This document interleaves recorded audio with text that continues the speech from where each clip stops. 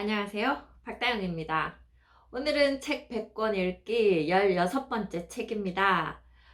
책 제목은요. 부동산 절세 모르면 부동산 투자 절대로 하지 마라 하는 제목의 책이고요. 모르면 낭패 보는 부동산 세금, 투자보다 중요한 절세 전략을 미리 준비하자. 그런 제목으로 지금 나와 있는데요. 이 책은 제가 여러분들 혹시 아시는지 모르겠네요. 여기 제가 알려드릴게요.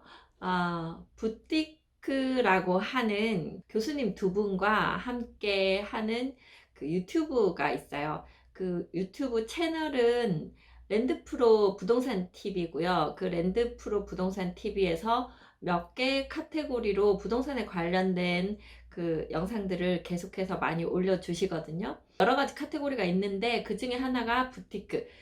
이름 제가 붙였는데요. 부동산 티타임 클럽이에요. 그래서 원래는 그냥 카페 같은 데서 차 마시면서 이렇게 잡담 나누듯이 부동산에 관련된 이야기를 나누고자 시작을 했는데, 뭐, 아무래도 이렇게 스튜디오를 만들고 촬영팀이 별도로 있고, 또 앉아서 얘기를 하다 보니까 훨씬 더 좀 이렇게 좀 편안하고 부드럽지는 않은 약간은 좀 딱딱한 제가 예상했던 것보다는 좀 그런 포맷으로 현재 가고 있긴 한데 앞으로 갈수록 조금 더 좀 편안해지고 이렇게 좀 자유롭게 할 수 있는 쪽으로 제가 해보려고 노력하고 있습니다.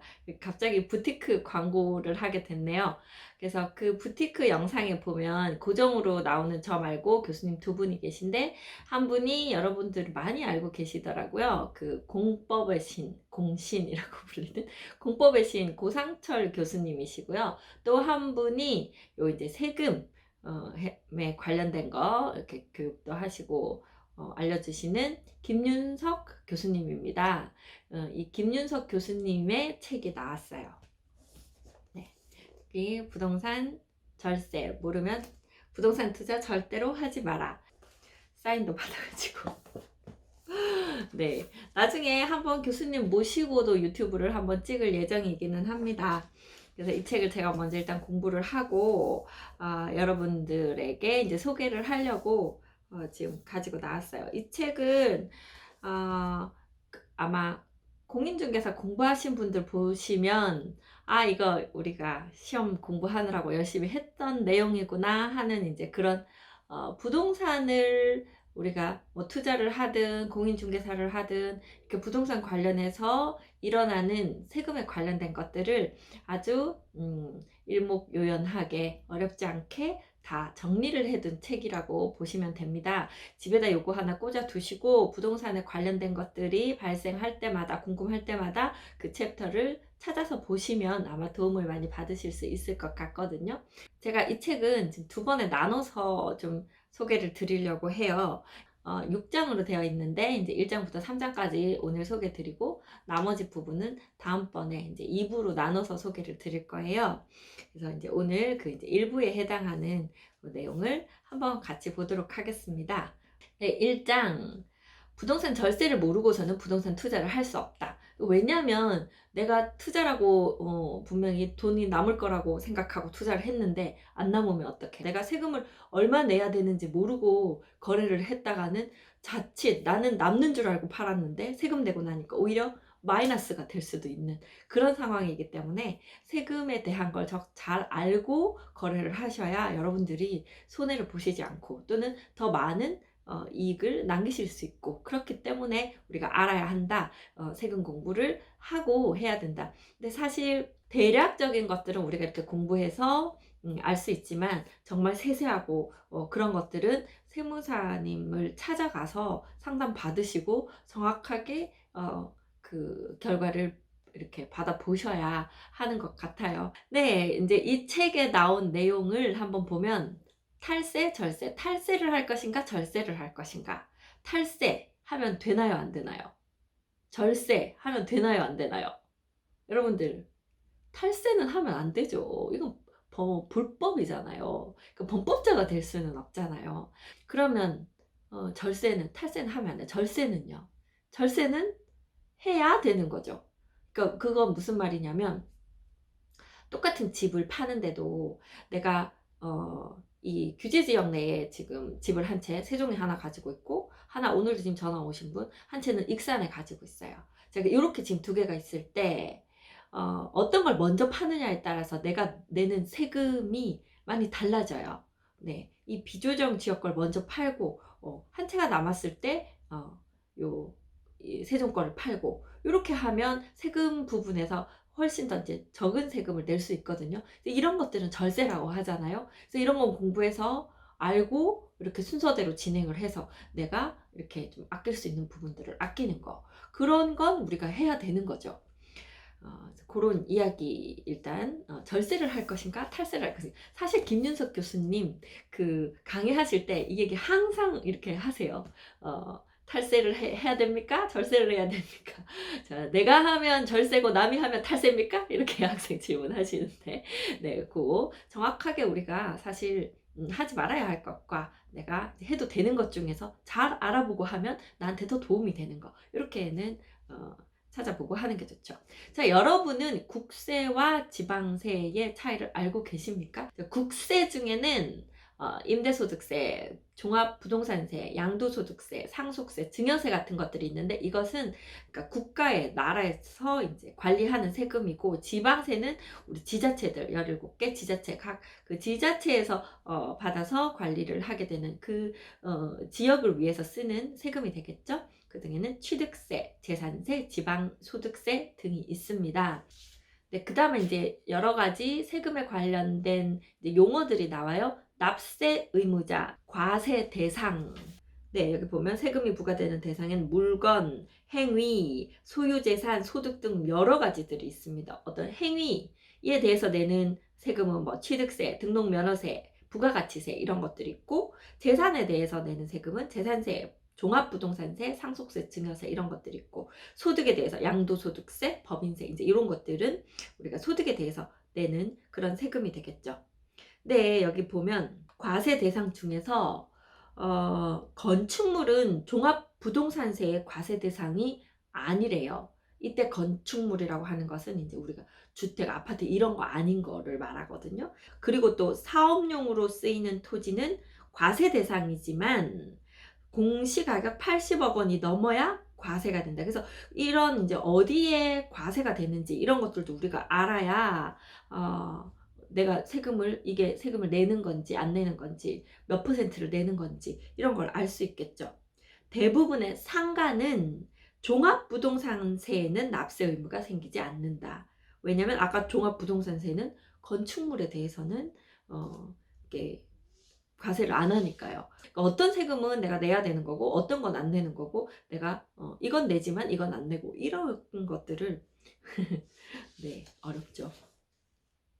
자, 그 다음에 과세 표준. 과세 표준이란 세법에 의해 직접적으로 세액 산출의 기초가 되는 과세 물건의 수량이나 가액을 말하는 것이다. 그래서 무엇에 대해서 얼마에 대해서 세금을 매기느냐 하는 거죠. 우리 뭐 예를 들어서 여러분들이 저희들한테 제일 많이 물으시는 거는 이제 양도소득세거든요. 양도소득세, 내가 3억에 집을 샀는데 3억 5천에 팔았어요. 그러면 얼마에 대한 양도소득세를 내나요? 했을 때 그 5천에 대해서 내나요? 이렇게 하는데, 사실은 이제 3억짜리 집을 샀지만 그 집을 사느라고 든 어떤 비용들, 뭐 우리 중개보수도 있고 법무사한테 내는 비용들, 이런 것까지 그런 모든 비용을 제하고 난 나머지를 가지고 양도소득세를 매겨요. 그래서 이 집의 가치가 오르게 한 어떤 뭐 공사 같은 걸 했으면 그것도 다 비용으로 들어가거든요. 그래서 그 비용을 제하고 난, 그랬더니 뭐 예를 들어서 한 1,000만 원이 들었다 다 했더니 우리 집에 뭐 이런 거 수리도 했고 이런 것도 달았고, 그래서 결국 이 집이 3억 5천이 되게 하는데 기여를 한 그런 게 이제 그 인정되는 항목이 있고 아닌 게 있어요. 그것도 이제 다 체크를 하셔야 되는데, 그렇게 했을 때 그러면 4천에 대해서만 이제 양도소득세가 발생하는 거죠. 그래서 그렇게 과세 표준을 찾아야 되는 거. 네. 그런 것들에 대한 이야기도 있습니다. 자, 그 다음에 납세지, 어디에다가 세금을 내야 되나요? 예를 들어서 이제 저같이 청주에 사는 사람이 세종에다가 이제 집을 샀다. 그랬을 때 세금을 그러면 청주에 내야 되나요? 세종에 내야 되나요? 이제 이런 것들이 이제 있는 거죠. 자, 그렇게 봤을 때 국세는 개인의 주소지, 제가 청주에 사니까 청주 쪽에서 내는 세금이에요. 그 청주시에 내는 건 아니죠. 사실은 국세니까 이건 결국 국가에 내는 세금이라서 홈택스, 내 주소지를 기준으로 해서 나오게 되고, 홈택스에다가 거기 지금 납세하거나 뭐 신고하거나 이런 것들 다 해야 되는 거고요. 지방세인 경우에는 위택스 사용해서 그 지자체에다가 세금을 내게 되는 거죠. 그래서 아까 지방세라고 말한 취득세, 재산세 같은 것들은 제가 세종에다가 내야 되는 거고, 나머지 뭐 종합부동산세, 소득세 이런 것들이 발생하는 것들은 국가에다 내야 되는 거고, 이제 내 주소지 있는 쪽으로 해서 내야 되는 거다. 이제 그런 이야기도 이 책에 자세하게 나와 있습니다. 제가 말씀드릴 수 있는 건 아주 기본적인 것밖에 말씀드릴 수가 없어요. 그쵸? 네. 그 다음에 환급 신청하는 방법, 어디에 가면 신청할 수 있다, 이런 얘기도 있어요. 다음 2장, 부동산 세금에는 어떤 것들이 있을까? 일단 여러분들 말은 다 들어보셨을 거예요. 취득세, 재산세, 종합부동산세, 부동산 임대사업소득세, 양도소득세, 여기 지금 나와 있는데요. 뭐 내용은 취득할 때 내는 세금이겠죠. 부동산 구입 시 내는 세금으로 부동산을 취득한 날부터 60일 이내에 내는 걸로 되어 있습니다. 이거 지나가면 나중에 뭐 가산세 같은 거 이렇게 물어야 되는 거예요. 그래서 그 날짜 안에 꼭 이제 찾아서 내셔야 되는 거예요. 부동산을 취득한 날부터 60일 이내라고 돼 있잖아요. 이 취득한 날짜가 계약일자 아니고 이제 잔금 등기한 그 날짜예요. 그 날짜로부터 60일 이내. 재산세는요, 부동산을 보유하고 있으면 내는 세금이에요. 보유하고 있으면 내는 세금 중에서 요 이제 지자체, 그러니까 내 그 건물이 위치하고 있는 그 지자체에다 내는 세금이죠. 아까 종합부동산세는 보유하고 있는데 내는 세금인데 국가에다 내는 세금이라 전국에 있는 내 부동산들을 다 이제 모아가지고 그게 얼마나 되냐에 따라서 막 세금을 매기는 거고요. 이 재산세는 그 지역에 있는, 내가 세종에도 많이 집이 있고 청주에도 집이 있고 뭐 경기권에도 집이 있다 그러면 그 각각에 대해서 따로따로 이제 그렇게 되는 게 그 재산세죠. 자, 재산세는 매년 6월 1일 현재 소유자 6월, 그러니까 잔금을 만약에 5월 말일 날 했다. 그리고 그날 이제 등기 신청을 하면 그 산 사람이 이제 5월 말일 기준으로 해서 이제 소유권 넘어가잖아요. 그럼 6월 1일 날 현재 그 사람이 가지고 있는 거가 되니까 그 소유자한테 고지서가 발부가 돼요. 재산세가 나와요. 근데 만약에 그걸 6월 1일 이후에 잔금을 했다. 그러면 그 이전 판 사람한테 나가는 거죠. 그래서 요 날짜 되게 민감해요. 자, 뭐 이 책에 재산세 납부 기한, 재산세 계산 방법 이런 거 다 나와 있는데 이런 거 지금 다 한번 말씀드려 보려고 했는데 시간 너무 많이 들어서 다 못하겠네요. 토지에 대한 재산세는 종합합산 과세 대상 토지가 있고, 요거는 비업무용일 때 그냥 나대지로 있거나 그런 애들. 그다음 별도 합산 과세 대상 토지는 주로 업무용으로 사용되는 토지.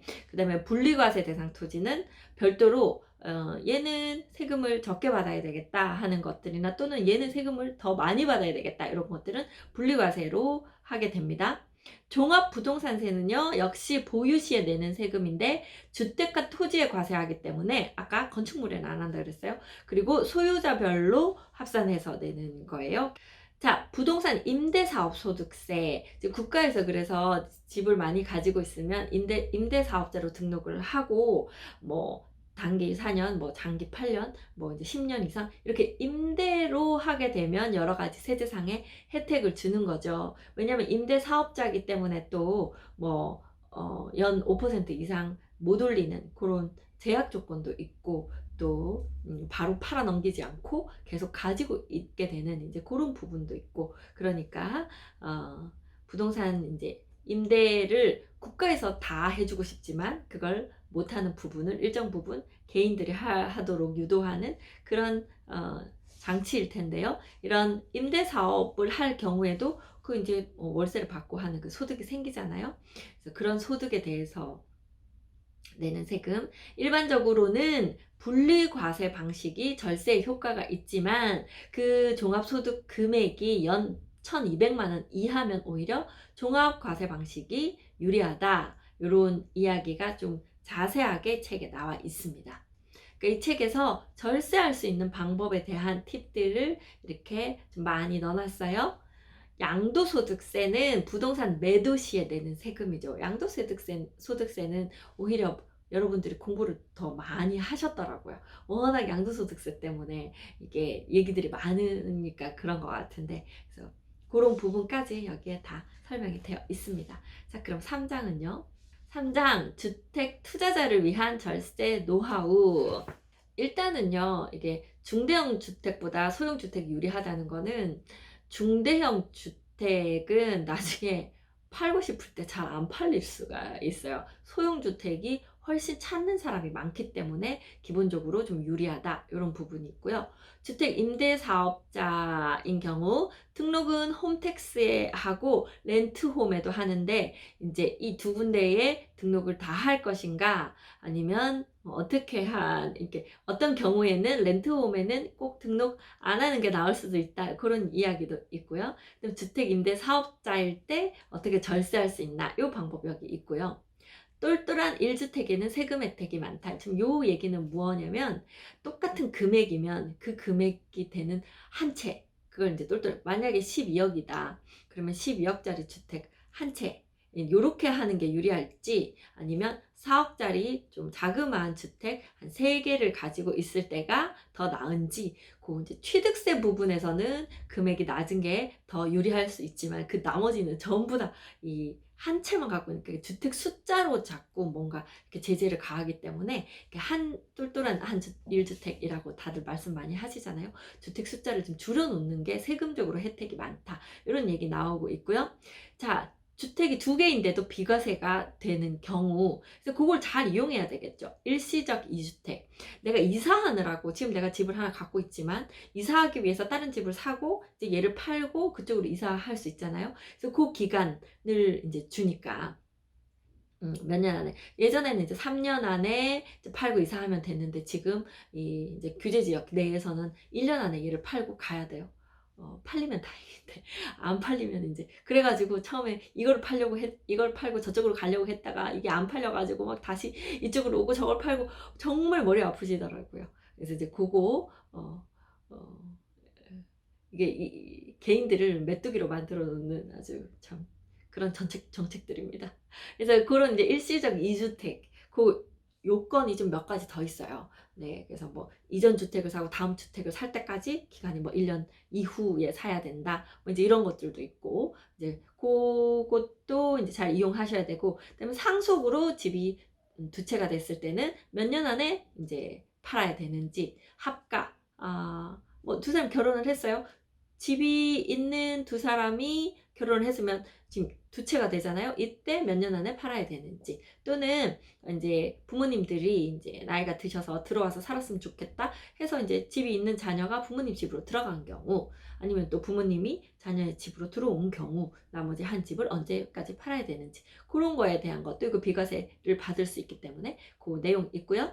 이제 요새 최근에 1인 법인 내는 경우 많았잖아요. 이게 왜냐면 그 개인에게 하도 제재가 많이 들어오고 세금도 막 많이 내게 하니까, 이게 오히려 법인세로 가게 되면 이 개인이 하는 것보다는 세금에서 유리한 면들이 많아서, 이제 1인 법인 만드셔가지고 그 주택 매매를 하시는 분들이 계신데, 그게 이제 다 그 나라에서 또 보고 있다가 그런 어떤 법인들에 대해서도 지금 뭐 규제가 들어가려는지 어쩌는지 뭐 그러고 있어요. 그래서 일단 법인일 때 상대적으로 유리한 부분은 어떤 게 있는지 책에 나와 있습니다. 이렇게 해서 이제 1, 2, 3장 이렇게 나와 있는데, 제가 오늘 이벤트가 있어요. 제가 이렇게 김윤석 교수님 책이기 때문에 지금 이렇게 2권, 오늘 이 이벤트로 제 유튜브 중에 제일 인기가 없는 것이 이 지금 책 소개하는 요 코너입니다. 이 지금 영상을 끝까지 보신 분들을 위해서 제가 이 책을 선물로 드리려고 해요. 그래서 지금 이 영상 보시고 영상 댓글에다가 선착순 2분, 네, 책 받고 싶습니다. 이렇게 그냥 쓰시면 돼요. 그렇게 하시고 이제 전화번호 뒷자리 네 자리 일단 남겨주세요. 왜냐하면 나중에 제가 그러면 이분 여기 지금 당첨되셨습니다. 그 연락처나 뭐 주소를 좀 보내주세요. 이렇게 했는데 다른 분이 보내실 수도 있잖아요. 그래서 그 뒷자리가 해당되는 전화로 온 문자를 대상으로 책을 드리려고 하는데, 가까이 사시는 분이시면 이제 저희 사무실에 오셔서 받아가시고, 좀 멀리 계신 분이면 제가 직접 택배로 제가 보내드리려고 합니다. 이렇게 해서 2권, 오늘의 이벤트 상품이니까요. 이 영상 끝까지 보신 분들 댓글 달아주시면 선물 드리겠습니다. 자, 그리고요. 제가 이 책은 2부로 나눠서 올린다 그랬잖아요. 그래서 다음번에 올릴 때도 똑같이 2권 사은품 나갈 거거든요. 근데 그 영상이 언제 올라갈지는 모르겠어요. 제가 언제 찍을지 모르니까. 그래서 혹시 이번에 기회를 놓치신 분, 요 알림 설정 해두셨다가 다음번에 이거 올라오면 영상 보기 전에 책 받고 싶습니다. 댓글부터 달아놓으시고 뭐 영상 이렇게 보시면 되지 않으실까. 일단 다음은 2차에 2권이 더 있습니다. 이건 제가 여러분한테 약속드리는 거니까요. 그렇게 한번 확인해 주시고, 뭐 부동산 절세 책, 그 제 교과서 같은 책이라고 그랬잖아요. 이거는 옆에다 그냥 껴두시고, 물론 이제 앞으로 또 이 정책이라고 해야 되나요? 이 법이 또 바뀌는 부분들이 좀 생길 거예요. 그건 그때그때 개정세법 다시 이제 추가를 하셔야 될 테고, 지금 현재까지로는 이 책으로 충분히 여러분들 다 이제 도움 받으실 수 있기 때문에 이 책으로 공부해 보시기 바랍니다. 자, 그러면 오늘 책 속에 부동산 절세 모르면 부동산 투자 절대로 하지 마라. 1장에서 3장까지 대략적인 내용 소개를 드렸습니다. 오늘은 여기까지 하겠습니다. 감사합니다.